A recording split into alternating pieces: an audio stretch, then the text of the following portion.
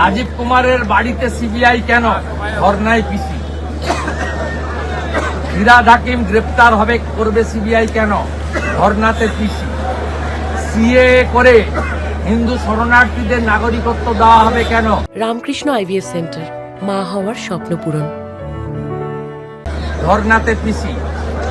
এই ধর্ণা মঞ্চে নাকি আপনারা আবার ঘন ঘন ধর্নায় বসেন পিসি।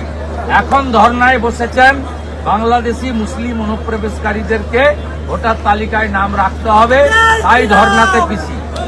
আর পিসিকে দেখে তার কর্মচারী উদয়ন গুহ, যে তার নিজের বাবাকেও চোর বলেছিল, তিনি এখন দিনাটাতে ধর্নায় বসেছেন।